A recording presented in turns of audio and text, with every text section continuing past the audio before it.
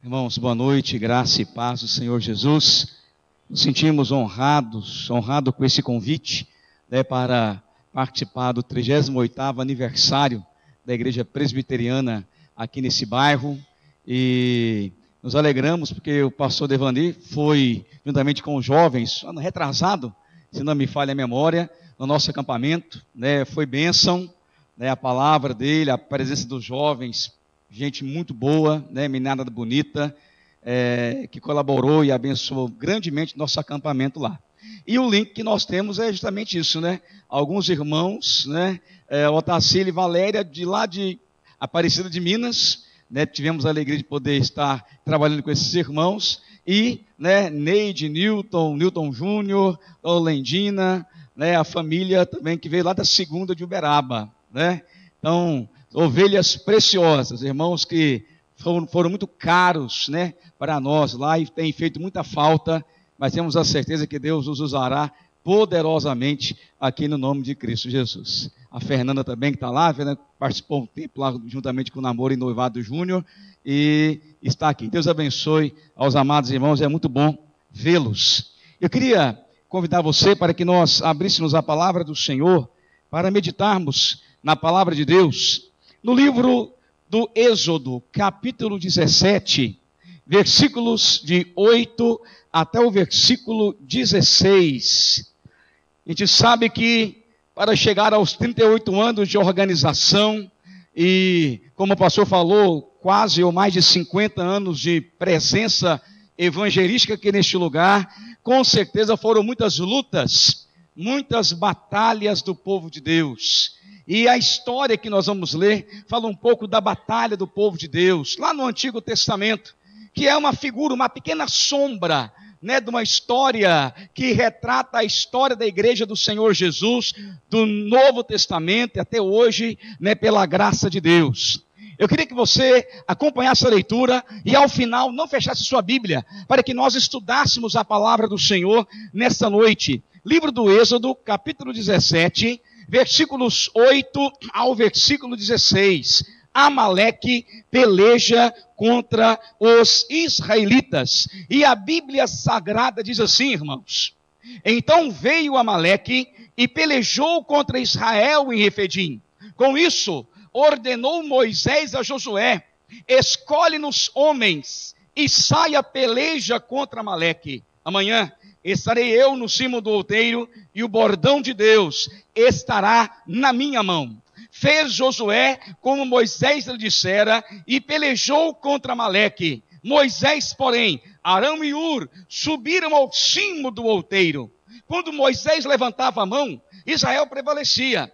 Quando, porém, ele abaixava a mão, prevalecia Amaleque. Ora, as mãos de Moisés eram pesadas, por isso tomaram uma pedra e a puseram por baixo dele, e ele nela se assentou. Arão e Ur sustentavam-lhes as mãos, um de um lado e outro do outro. Assim lhe ficaram as mãos firmes até o pôr do sol. E Josué desbaratou Amaleque e a seu povo a fio da espada. Então disse o Senhor a Moisés: escreve isto para a memória num livro e repete-o a Josué, porque eu hei de riscar totalmente a memória de Amaleque de debaixo do céu. E Moisés edificou um altar e lhe chamou: o Senhor é a minha bandeira. E disse: porquanto o Senhor jurou, haverá guerra do Senhor contra Amaleque de geração em geração. Vamos orar, feche os seus olhos mais uma vez. Ó Deus Todo-Poderoso, Pai amado, nós entregamos a nossa vida nesta noite em adoração ao Teu santo e glorioso nome. Ó Deus querido, que nesse momento, ó Pai, possamos ouvir a orientação do Senhor pela pregação, pela exposição da Tua palavra. Pai amado, como a nossa alma anseia ouvir a Tua voz, é a Tua palavra quem tem conduzido esta igreja, é a Tua palavra que tem transformado o coração do pecador pelo poder e aplicação do Espírito Santo, é a Tua palavra que esmigalha a penha, ó Deus, ela destrói a rocha, não há coração que resista ao poder da Tua palavra. Por isso clamamos, ó Espírito Santo de Deus, aplique essa palavra ao nosso coração, para a Tua honra, para a Tua glória, em o nome do Senhor Jesus. Amém e amém. Meus amados irmãos, a Segunda Guerra Mundial, 1939 a 1945 aproximadamente, de tantos episódios que teve, um deles chama-nos a atenção. Foi no ano de 1941, 7 de dezembro, quando uma base da Marinha dos Estados Unidos estava ali nas ilhas do Pacífico, no Havaí, na ilha de Ohio, quando no domingo pela manhã, uma avalanche, né, de aviões do Japão atacaram implacavelmente aquela ilha, deixando aproximadamente 2.408 mortos e 1.178 feridos. Depois desse episódio, né, de Pearl Harbor, que os Estados Unidos então entraram de fato na Segunda Guerra Mundial. Mas muitos comunicadores daquele tempo, e até hoje, muitos comunicadores dizem que o ataque a Pearl Harbor foi um ataque covarde, porque de forma inesperada, né, repentina, né, o Japão ele atacou aquela ilha, aqueles soldados, e causando grande destruição. Podemos tentar retratar essa realidade como a realidade da nossa vida numa grande batalha espiritual. A batalha do povo de Deus, se eu pudesse colocar o tema dessa mensagem nessa noite. E a batalha do povo de Deus, ela é constante. A batalha da igreja do Senhor Jesus, ela é ininterrupta. A igreja, ela é uma igreja militante. Ela será triunfante quando os seus eleitos forem levados ao céu ou quando o Senhor voltar. Mas até lá, a igreja milita na pregação ardorosa do Evangelho. E temos um inimigo, conhecemos esse inimigo, Satanás, as suas hostes espirituais, e querem destruir a igreja do Senhor Jesus. Talvez se sentasse com algum dos anciãos aqui dessa igreja e pudesse ouvir a história dessa comunidade. Quantas lutas, quantas batalhas, quantas dificuldades a igreja enfrentou. Talvez até para esse final de semana, para organizar tudo aquela correria. Nós também teremos o aniversário da nossa igreja daqui 2 semanas. E a gente sabe que é problema, luta, dificuldade, quantas vezes entraves, para que flua o trabalho para a glória do Senhor nosso Deus. Quando olhamos aqui para o contexto da palavra do Senhor, livro do Êxodo significa a saída do povo hebreu, do cativeiro do Egito, caminhando para uma terra que Deus havia prometido a Abraão desde o capítulo 12 de Gênesis. Meus amados irmãos, se olhamos para a história do povo hebreu, ele retrata a história da igreja. Quando falamos sobre a progressão revelacional da história da redenção, nós conhecemos essa igreja no Antigo Testamento, as suas intempéries, as suas lutas, que retratam a mesma realidade da igreja do Senhor Jesus.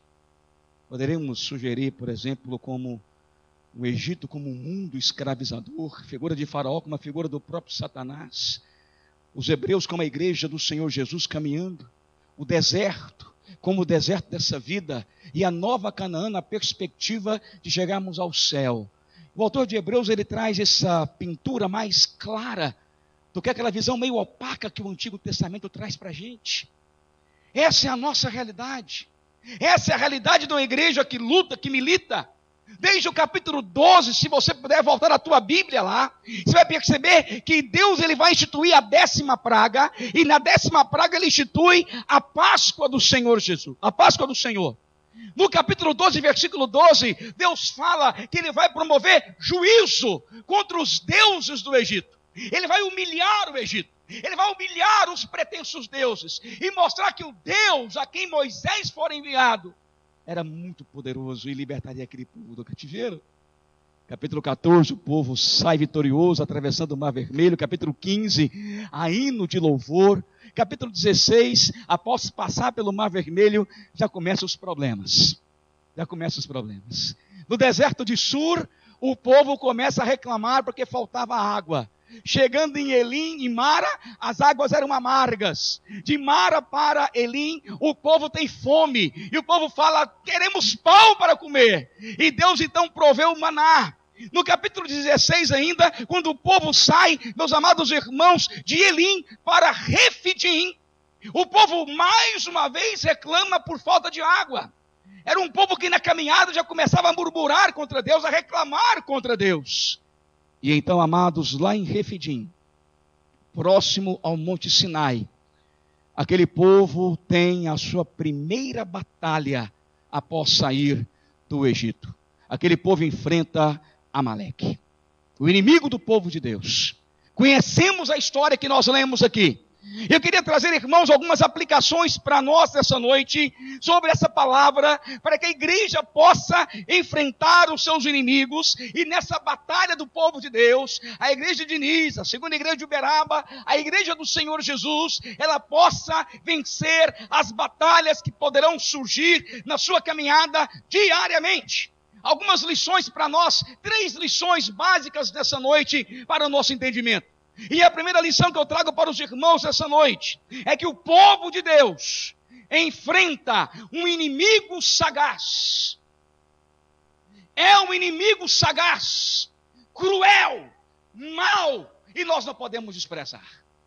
Olhe na tua Bíblia, capítulo 17, versículos 8 a 10. Então veio Amaleque e pelejou contra Israel em Refidim. Com isso, ordenou Moisés a Josué: escolhe-nos homens e saia a peleja contra Amaleque.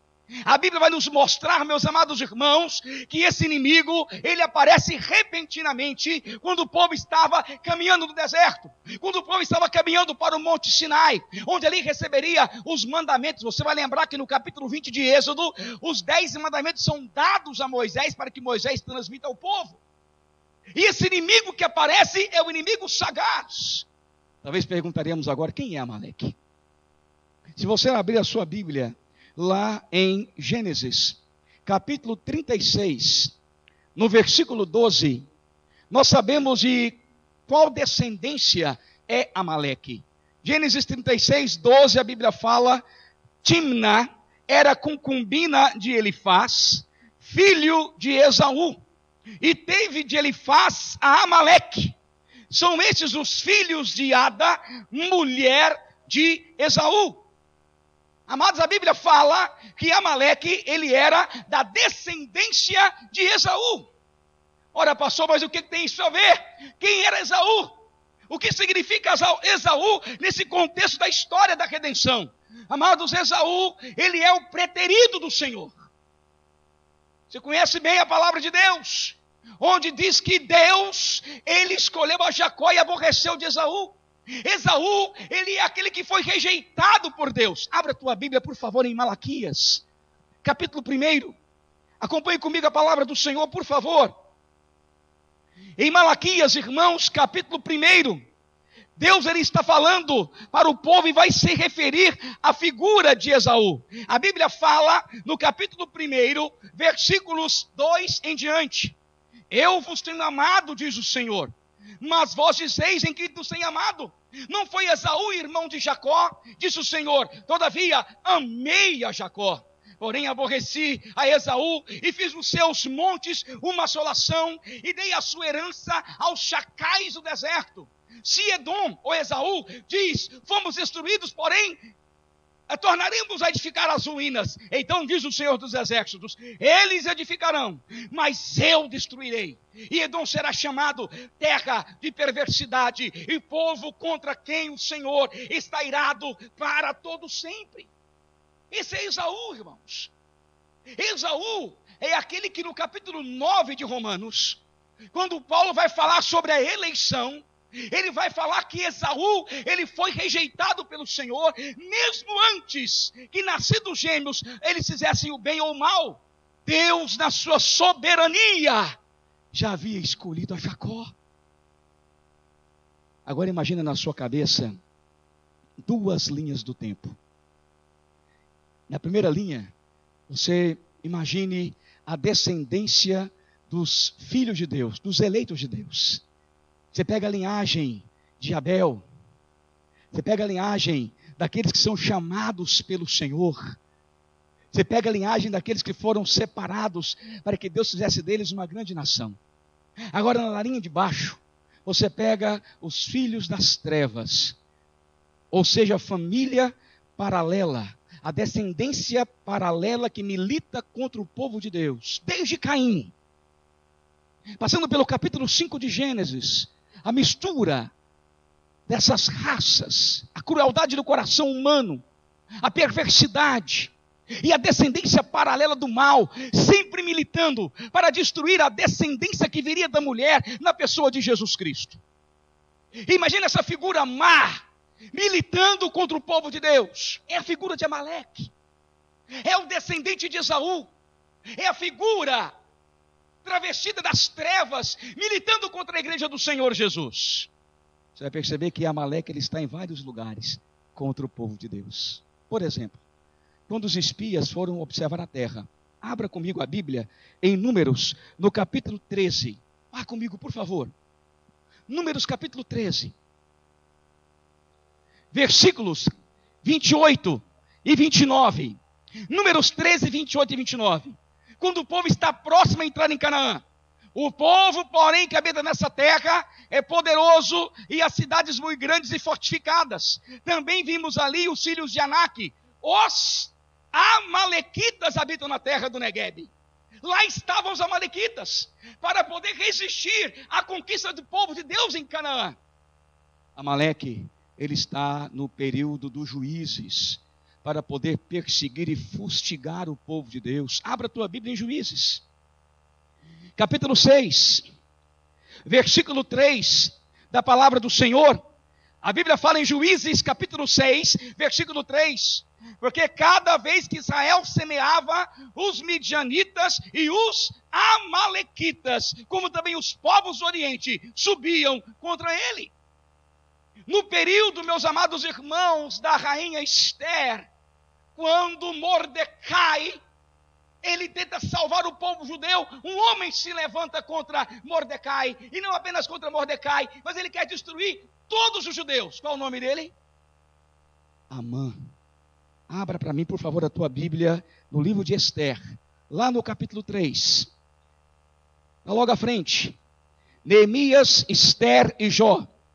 Esther, capítulo 3, versículo 1. Olha o que diz a palavra do Senhor nosso Deus. Depois dessas coisas, Esther capítulo 3, o rei Assuero engrandeceu a Amã, filho de Amedata, Agagita, e o exaltou, ele pôs o trono acima de todos os príncipes que estavam com ele. Agora, meu querido irmão, versículos 5 e 6 desse mesmo capítulo. Vendo, pois, Amã, que Mordecai não se inclinava, nem se prostrava diante dele, encheu-se do furor, porém teve como pouco, não os seus propósitos, o atentar apenas contra a Mordecai, porque lhe haviam declarado que o povo era Mordecai. Por isso procurou Amã destruir todos os judeus.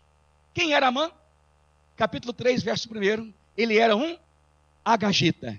Sabe quem era o agagita? Era o rei Agag. Ele era um amalequita. Amaleque, ele está constantemente tentando destruir o povo de Deus. Satanás, ele está constantemente tentando destruir a igreja do Senhor Jesus. Nós temos um inimigo sagaz. Mas não apenas sagaz, ele é um inimigo implacável, ele é um inimigo mau. Se nós olhássemos para Êxodo capítulo 17, talvez não teríamos um esclarecimento de quem era Amaleque, profundamente.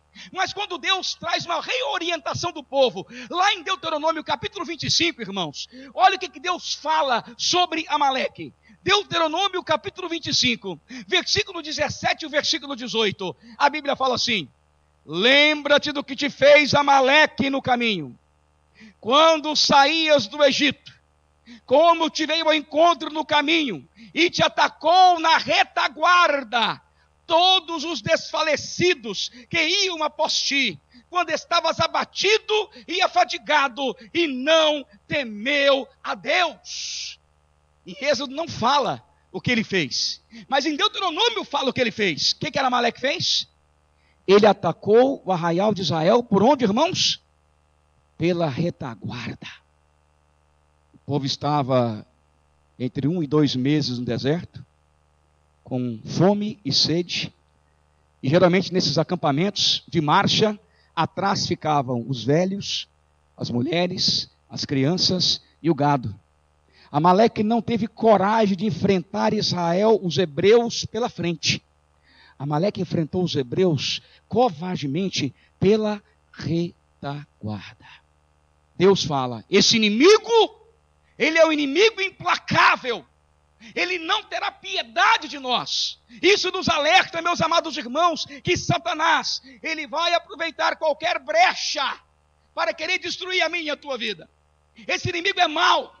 É por isso que a igreja tem que orar, buscar. Cantamos um cântico aqui, que Deus use nossas mãos, nossa voz, na pregação do evangelho. Mas não se esqueça, vigia, meu irmão, porque esse inimigo não terá piedade de nós, se nós abrirmos isso aqui, de brecha na nossa vida. Temos um caso no nosso presbitério de um pastor em disciplina, sérios problemas na área da moralidade, porque ele abriu brecha para Satanás, para destruir a família, para destruir a paz e a alegria. Quantos lares destruídos pelo pecado, quantas famílias que hoje choram por causa da desgraça do pecado, porque abriram brecha para que o inimigo entrasse em nossas vidas. E ele vai tentar. O pastor Stuart Olliott, ele brinca dizendo que o inimigo ele vai tentar o tempo todo. Ele vai dizer o seguinte: quando é que o coral dá problema? Aí ele falou: no sábado à noite. Vai cantar no domingo. Foi quando que a irmã da cozinha da SAF fica emburrada com as outras e não quer fazer mais o almoço no outro dia. E aí ele brincou: no sábado à noite. Quando que a esposa do pastor briga com ele? Domingo de manhã. Não dá nem tempo de orar direito. Já vem, já tem problema. Ele não perdoará. Nós precisamos vigiar, porque o povo de Deus, ele enfrenta um inimigo sagaz. Você tem orado, irmão? Você tem vigiado? Você tem dito não às ciladas e tentações de Satanás sobre a tua vida? Não brinque com Satanás. A segunda lição que aprendemos da palavra de Deus, amados irmãos, nessa noite, é que o povo de Deus precisa da intercessão sobrenatural. A Bíblia fala então que aquele povo vai enfrentar Amaleque. Josué, ele vai à frente do exército dos hebreus, e eles estão pelejando. Mas o problema é que o povo hebreu começou a desfalecer. Moisés subiu ao monte, Arão e Hur começaram a sustentar as mãos de Moisés, e a Bíblia fala que quando as mãos de Moisés ficavam para cima, Israel ou os hebreus prevalecia. Porém, quando as mãos de Moisés abaixavam, o que acontecia? Os hebreus perdiam a batalha. E então, irmãos, aqueles homens ficaram um do lado do outro, cuidando, apoiando as mãos de Moisés, para que pudessem os hebreus vencer aquela batalha. Olha, eu não sei explicar para você por que com as mãos levantadas Moisés vencia aquela batalha. Não sei. Não há uma explicação lógica para isso. Mas um princípio nós podemos tirar aqui, que as mãos levantadas significam a intercessão do povo de Deus. Quando nós lemos em outras partes da Bíblia Sagrada, podemos tirar essa conclusão. Acompanhe comigo, por favor, a Bíblia no Salmo 88, verso 9. A Bíblia fala assim: dia após dia, venho clamando a ti, Senhor, e te levanto as minhas mãos. Contexto de oração. Salmo 143, verso 6, a Bíblia fala: a ti levanto as minhas mãos, a minha alma anseia por ti, como terra sedenta. Podemos ainda ler, irmãos, em 2 Timóteo 2, 8, quando Paulo fala: quero, portanto, que os varões orem em todo lugar, levantando mãos santas, sem ira e sem animosidade. Podemos ainda ler, irmãos, o Salmo 106, verso 23, quando retrata a história dos hebreus de Israel. A Bíblia fala assim: tê-lo-ia exterminado Deus para com Israel, como dissera, se Moisés, seu escolhido, não se houvesse interposto, impedindo que a sua cólera os destruísse. Mãos levantadas, intercessão. E a igreja precisa da intercessão sobrenatural. Como nós precisamos de gente que ora. Como nós precisamos de gente que clama a Deus, que coloca a boca no pó, que se humilha. Como nós precisamos de gente que interceda pelo seu pastor, interceda pela sua igreja, interceda pelas famílias da comunidade. Como nós precisamos de gente que levantem as mãos para interceder e para clamar, para que as batalhas da igreja sejam vencidas em o nome do Senhor Jesus. O problema, irmãos, é que as nossas mãos são fracas. As mãos do pastor Kleber, elas não conseguem ficar levantadas por muito tempo. As mãos do pastor Devani não conseguem ficar levantadas por muito tempo, são fracas. Precisam de ajuda. Precisam de gente para colaborar e para ajudar. Mas mais do que isso, a igreja precisa do verdadeiro intercessor das nossas vidas. Moisés é apenas uma sombra daquilo que aponta para a obra de Cristo Jesus. Moisés é um intercessor limitado. Ele é um intercessor que precisa do apoio de pessoas. É um intercessor que tem que apresentar por si mesmo a oferta. Mas Moisés aponta para o grande intercessor da igreja, que é Jesus Cristo. Moisés, nessa história da redenção, uma sombra de fato, mas aponta para a realidade do grande mediador, no qual o autor de Hebreus, no capítulo 7, versículo 25 a 27, ele fala assim: por isso, também pode salvar totalmente os que se a ele chegam a Deus, vivendo sempre para interceder por eles. Com efeito, nos convinha o sumo sacerdote como este, santo, inculpável, sem mácula, separado dos pecadores e feito mais alto do que os céus, que não tem necessidade, como os sumos sacerdotes, de oferecer todos os dias sacrifícios, primeiro pelos seus próprios pecados, depois pelo do povo, porque fez isso uma única vez por todas, quando a si mesmo ele se ofereceu. Amados, nós dependemos de Jesus. A igreja depende do cabeça. Ele é o nosso intercessor. É Ele quem está ali incessantemente, dia e noite, intercedendo pela nossa vida. Devemos clamar para que o sangue do Cordeiro seja sobre nossas vidas, que Ele interceda por nós e nos dê a vitória que tanto desejamos e precisamos da caminhada militante da igreja. Moisés, ele é apenas um tipo do antítipo, Cristo, lá na frente, na nova aliança. Clame pelo Cordeiro de Deus. Clame a misericórdia do Cordeiro sobre a tua igreja. Invoque esse Deus. Dobre os teus joelhos e clame essa misericórdia no nome de Jesus. Há uns anos atrás, muitas lutas na igreja, problemas diversos. E às vezes o pastor ele é muito solitário. Vida de pastor é só ele que conhece a sua história. Eu estava lá preocupado, com muitas ansiedades no coração. Uma irmãzinha, Dona Lídia, 84 anos na época, ela ligou para mim inesperadamente. Falei, alô, falou, meu pastor. Falei, Dona Lídia, como é que a senhora está? Ela falou, liguei só para dizer que eu estou orando pelo Senhor. Irmãos, que bálsamo. Que bálsamo saber que tinha gente de Deus intercedendo junto a Cristo pela nossa frágil e limitada vida. Como é bom saber que tem gente orando pela sua liderança. Você tem orado pelo seu pastor, pelos seus pastores, pela sua liderança. Você tem clamado. Tem falado isso para ele, pastor, tem orado por você todo dia. Tem orado por aquele problema. Conte comigo em oração. A igreja precisa de gente assim. Nós precisamos dessa intercessão sobrenatural para a glória do Senhor nosso Deus. Amados, além de, primeiro, sabemos que o inimigo das nossas almas, ele é sagaz. Além de entender, em segundo lugar, que o povo de Deus precisa dessa intercessão sobrenatural.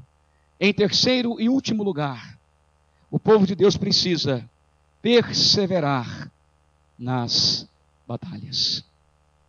O povo de Deus precisa perseverar nas batalhas. Capítulo 17, versículo 13 ao 16 de Êxodo.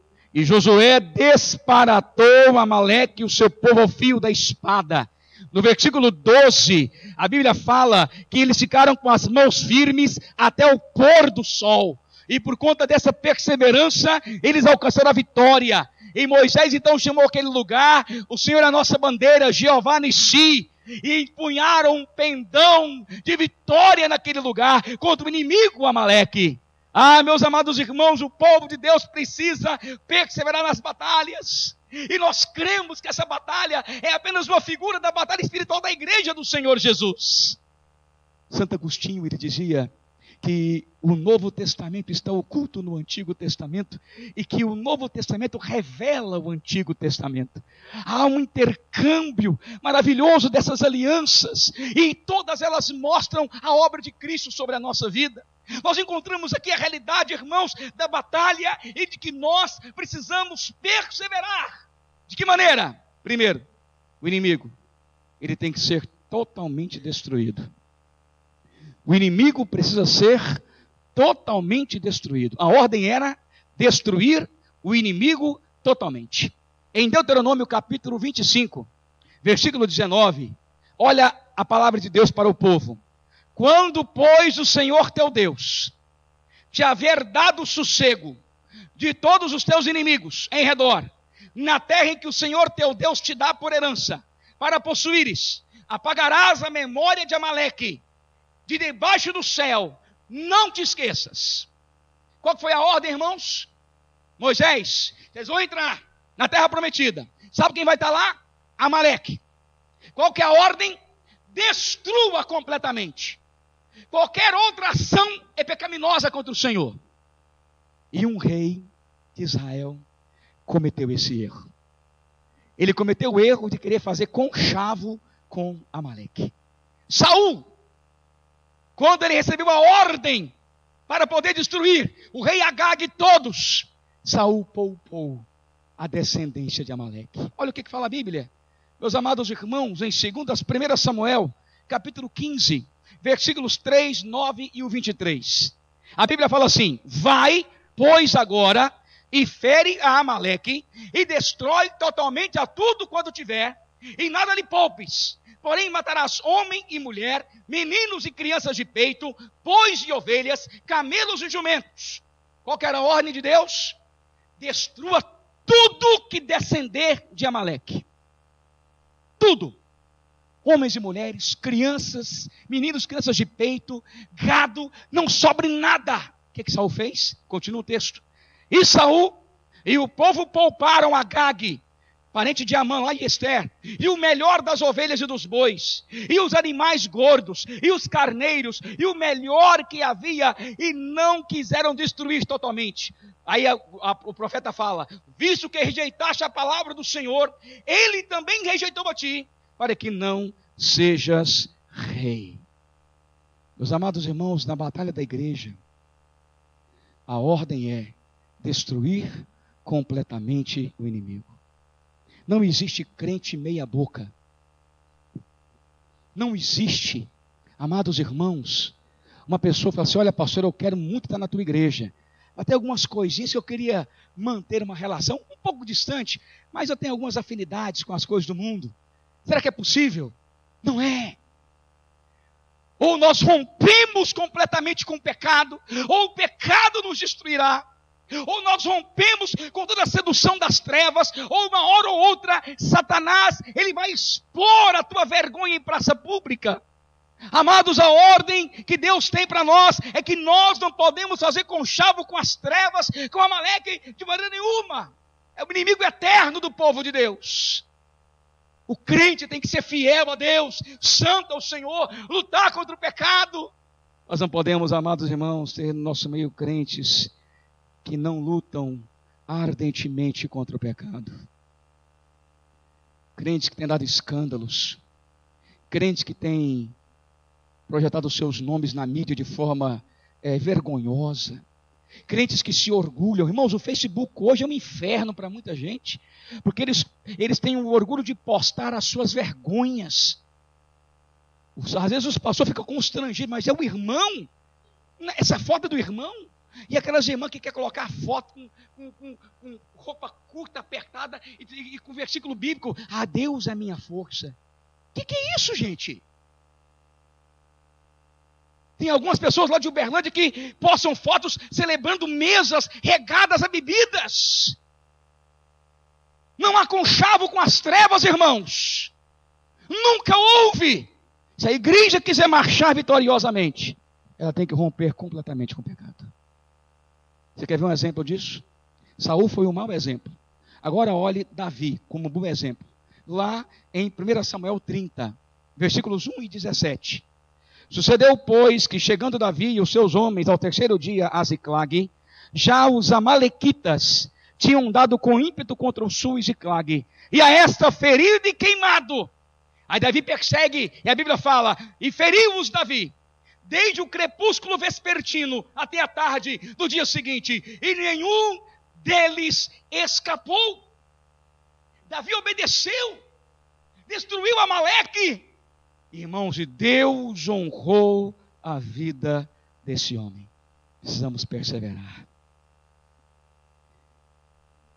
A batalha, irmão, só termina no último dia.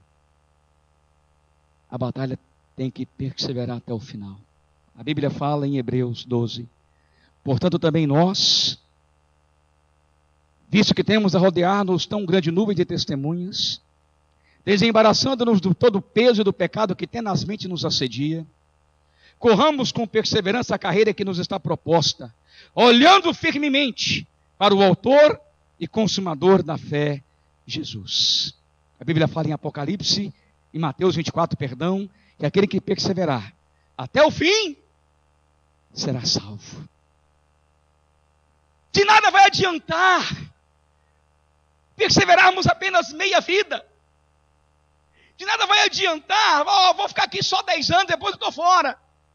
Ou então você encontra um crente que não está mais aqui entre nós na rua e fala, está vendo aquela igreja? Ajudei a construir.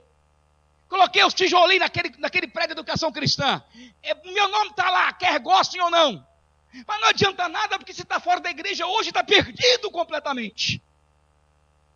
Tem que perseverar, irmãos, até o final. Nós estamos em reforma na igreja. A gente está reformando a parte de escritório. Eu estava lá fazendo uma seleção daquelas coisas que a gente guarda por anos e anos e anos e anos e anos. E eu fui dar uma olhada, né, provas, trabalhos, apostilas, cursos. E veio uma nostalgia na minha cabeça, né? 25 anos nessa luta ministerial. E eu pensei, Senhor, será que tudo isso valeu a pena? Será que a minha vida valeu a pena até aqui? Mais de 25 anos vivendo para o Evangelho, pregando a palavra. Será que vale a pena?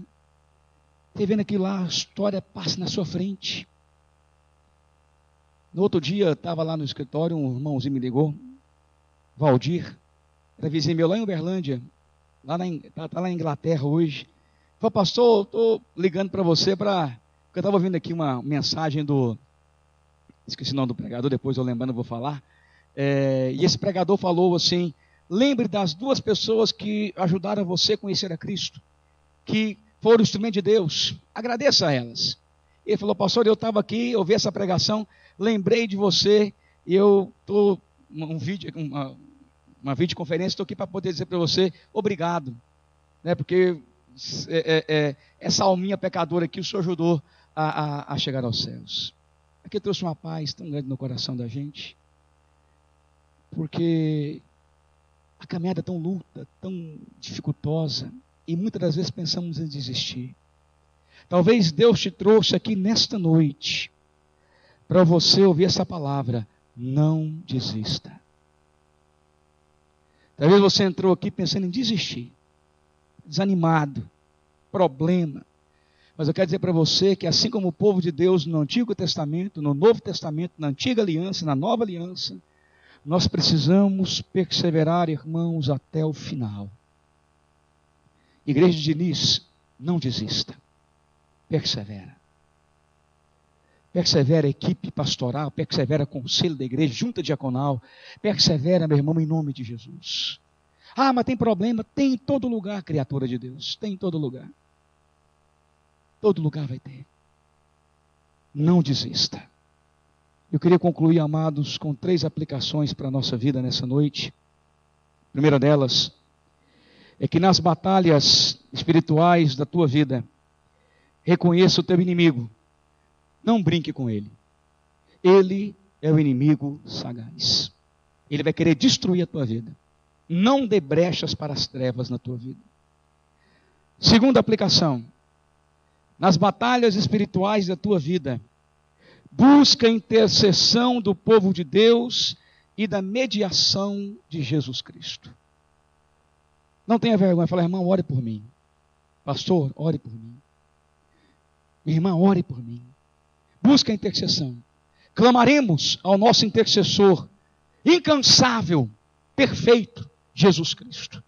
Terceiro lugar, nas batalhas espirituais da tua vida, persevere até o fim.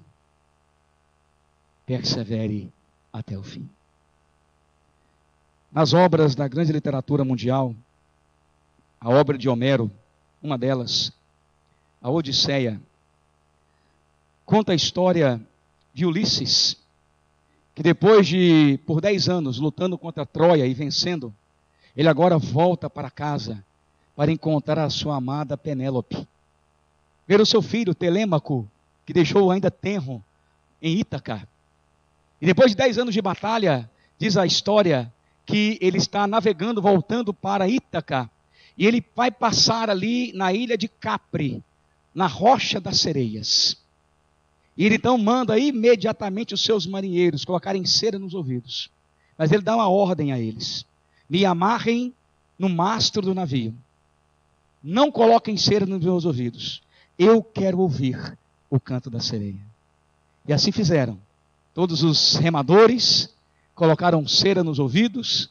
E ao passarem pela ilha de Capri, estava lá as sereias cantando maviosamente. E o canto delas era sedutor. Apenas Ulisses conseguia ouvir. E ele então, em desesperado grito, gritava: me soltem! Eu quero ir ao encontro delas! Me desamarrem! Eu quero me entregar a elas! Só que os seus marinheiros estavam proibidos de olhar e de ouvir. E ele, desesperado, porque ele queria se entregar às paixões daquelas mulheres. Mas ele estava amarrado e ele conseguiu sobreviver. Assim somos nós. Às vezes não há força em nós para perseverar. Às vezes o canto da sereia tem destruído muitas vidas, mas as cordas da graça têm segurado a nossa vida.